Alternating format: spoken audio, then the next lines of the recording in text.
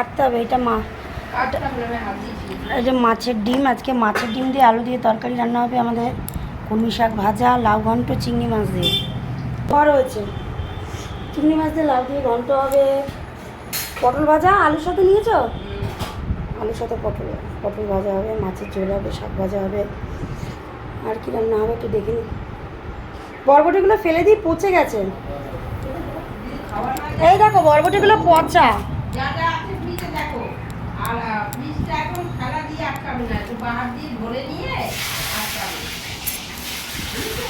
কত সবজি নষ্ট হয়ে গেছে, যেগুলো নষ্ট হয়ে গেছে ফেলে দেবো।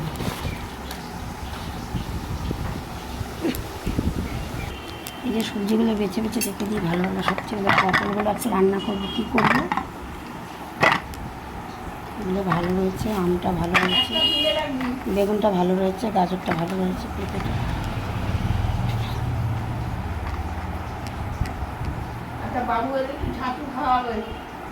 লেবু, এই লেবুটা কী লেবু জানি না, যাই হোক ঢুকে দিলাম।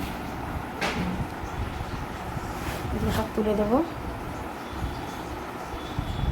আলু ভাজা বসিয়ে দিয়েছ?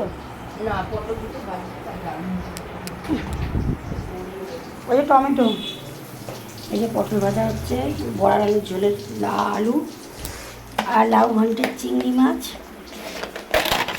লাউ ঘন্টের ছোটো ছোটো চিংড়ি, এই যে লাউ ঘন্ট হবে। যাই হোক,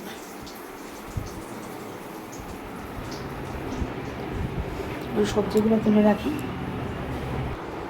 যাই হোক, এখন এগুলো কেটে কেটে বসি। এই একটা ল্যাংড়া মেজো কাকা দিয়েছিল।